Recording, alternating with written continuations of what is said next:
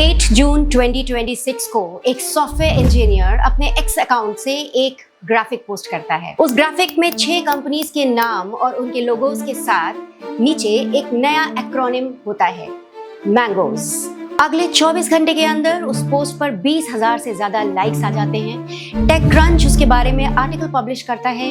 Wall street के investors उस acronym को अपने पिच डेक्स पर यूज करना शुरू कर देते हैं और पूरी टेक इंडस्ट्री में एक ही सवाल पूछा जाने लगता है, इज फैंग डेड? लेकिन इसका जवाब देने से पहले I want you to understand one thing very clearly, which almost everyone is getting wrong these days. FAANG is not dead, it has evolved, और इस इवोल्यूशन का नया नाम है मैंगोज। और ये वीडियो उस इवोल्यूशन के बारे में ही है। आज हम देखने वाले हैं कि मैंगोज क्या है और इसमें केवल 6 कंपनीज ही क्यों हैं, इसका हायरिंग प्रोसेस क्या है और कौन कौन से स्किल्स हैं जो इन कंपनीज में एंट्री करवा सकते हैं। तो शुरू करते हैं सबसे पहले नंबर 1 से। देखो, मैंगोज सिर्फ एक नया एक्रोनिम नहीं है, ये उन 6 कंपनीज का ग्रुप है जो आज एआई की रेस में लीड कर रही हैं। Meta, Anthropic, Nvidia, Google, open AI and SpaceX. लेकिन सवाल ये है, यही 6 कंपनीज ही क्यों? क्योंकि मेटा, जो कंपनी कभी सिर्फ सोशल मीडिया के लिए जानी जाती थी, वो आज अपने ओपन एआई मॉडल लामा के थ्रू एआई रेस के सबसे बड़े प्लेयर्स में से एक बन चुकी है। एंथ्रोपिक, क्लॉड बनाने वाली कंपनी जिसकी वैल्यूएशन एज ऑफ जून 2026 लगभग $965 बिलियन पहुंच चुकी है। एनवीडिया, वो कंपनी जिसके चिप्स के बिना ना ही चैट जीपीटी होता, ना ही क्लॉड और ना ही कोई AI boom. Google, AI Google के लिए कोई नई चीज नहीं है। डीप माइंड, जेमिनाई और गूगल क्लाउड के साथ गूगल का फोकस काफी समय से एआई पर रह रहा है। ओपन एआई, आज दुनिया की ऑलमोस्ट हर बड़ी टेक कंपनी एआई की बात कर रही है, ओपन एआई के चैट जीपीटी की वजह से। और स्पेसएक्स, स्टारलिंक के थ्रू स्पेसएक्स केवल रॉकेट्स ही नहीं बना रहा है, बल्कि पूरी दुनिया में इंटरनेट कनेक्टिविटी भी प्रोवाइड कर रहा है। ये सभी 6 कंपनीज मिलकर पूरा एआई इकोसिस्टम बिल्ड कर रही हैं और आज शायद इसीलिए सभी कंपनीज, ऑलमोस्ट सभी टेक इंडस्ट्रीज इन्हें एक नए नाम से जानती हैं, मैंगोज। अब नंबर 2, द हायरिंग प्रोसेस। लेकिन हायरिंग प्रोसेस समझने से पहले let's go back to the question we started with, is FAANG dead? Honestly no, FAANG आज भी उतना ही पावरफुल है जितना पहले था। ऐसा नहीं है कि मैंगोज पहला एक्रोनिम है जो फैंग के बाद आया हो। पिछले कुछ सालों में वॉल स्ट्रीट ने ऐसे कई एक्रोनिम्स बनाए, जैसे मांग, मामा और मैग्निफिसेंट 7। लेकिन इनमें से कोई भी फैंग जैसा पॉपुलर नहीं हुआ, क्योंकि फैंग सिर्फ 5 कंपनीज का ग्रुप नहीं था, वो एक पूरी जनरेशन का बिजनेस मॉडल था। एक ऐसा मॉडल जहां कंपनीज तुम्हारी अटेंशन को बिजनेस में कन्वर्ट करती थी। तुम जितना ज्यादा सर्च करते, उनके वीडियोस देखते, शॉपिंग करते और उनके इकोसिस्टम में रहते, उतना ही ज्यादा उनका बिजनेस ग्रो करता। और इसी मॉडल की वजह से 2021 तक इन सारी 5 कंपनीज की कंबाइंड वैल्यू लगभग $7.8 ट्रिलियन थी। और आज भी जून 2026 में फैंग नैस्डैक 100 का करीब 35% और S&P 500 का लगभग 19% है। इसीलिए मैंगोज ने फैंग को रिप्लेस नहीं किया, उसने बस टेक इंडस्ट्री के नेक्स्ट इवोल्यूशन को डिफाइन किया। अब वापस आते हैं मैंगोज के हायरिंग प्रोसेस पे। फर्स्टली, अगर तुमने मेरी फैंग वाली वीडियो देखी है तो उसमें जो मैंने डीएसए, सिस्टम डिजाइन और बिहेवियरल इंटरव्यू के बारे में बताया है, उसमें से कुछ भी चेंज नहीं हुआ है।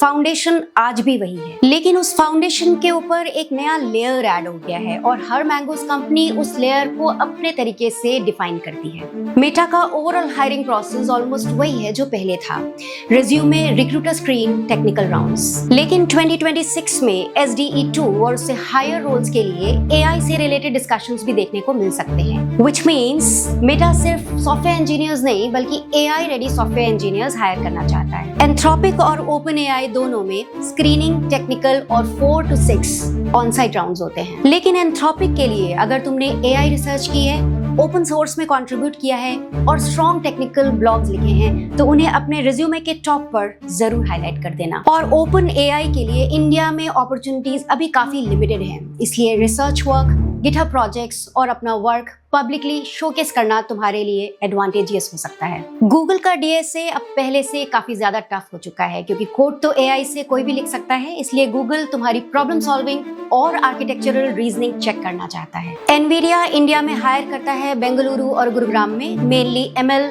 हार्डवेयर डिजाइन और वेरिफिकेशन के लिए। और स्पेसएक्स ईटर रेस्ट्रिक्शंस की वजह से इंडिया से मोस्ट इंजीनियरिंग रोल्स के लिए अप्लाई ही नहीं कर सकते। लेकिन अब सवाल आता है कि मैंगोज एरा में कौन से स्किल सबसे ज्यादा मैटर करते हैं। नंबर 1, DSA, सिर्फ बेसिक्स नहीं, लीड कोड मीडियम से हार्ड लेवल तक। नंबर 2, सिस्टम्स डिजाइन, लेकिन सिर्फ स्केलेबल सिस्टम्स नहीं, AI systems design, LLM pipelines, vector databases और मॉडल सर्विंग जैसे कॉन्सेप्ट्स भी आने चाहिए।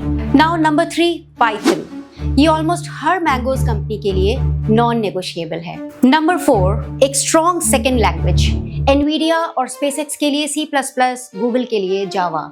और नंबर 5, डिस्ट्रीब्यूटेड सिस्टम्स, क्योंकि AI प्रोडक्ट्स सिर्फ एक मशीन पर नहीं बल्कि थाउजेंड्स ऑफ मशीन्स पर रन करते हैं। और सबसे बड़ा डिफरेंस, फैंग एरा में DSA काफी स्ट्रॉन्ग होता था, जबकि मैंगोज एरा में DSA के साथ साथ डोमेन एक्सपर्टीज भी मैंडेटरी है। अगर गूगल या मेटा टारगेट कर रहे हो तो पाइटॉर्च, LLMs और रिकमेंडेशन सिस्टम्स पर फोकस करो। एंथ्रोपिक और ओपन AI के लिए LLM आर्किटेक्चर, RLHF और AI सेफ्टी जैसे कॉन्सेप्ट समझना बहुत जरूरी है। एनवीडिया के लिए CUDA, GPU प्रोग्रामिंग और C++ तुम्हें एज देंगे। और अगर SpaceX टारगेट है तो सॉफ्टवेयर रोल्स के लिए C++, रियल टाइम OS और एम्बेडेड सिस्टम्स, जबकि हार्डवेयर रोल्स के लिए CAD, एवियोनिक्स और वेरिलॉग जैसे स्किल्स बहुत इंपॉर्टेंट हैं। तो हाँ, Amazon, Apple, Netflix और Google आज भी दुनिया की सबसे बड़ी टेक्नोलॉजी कंपनीज में से हैं, पर टेक का सेंटर ऑफ अटेंशन अब शिफ्ट हो रहा है AI पे, चिप्स पे और इंफ्रास्ट्रक्चर पर। फैंग ने हमारी अटेंशन मोनेटाइज की थी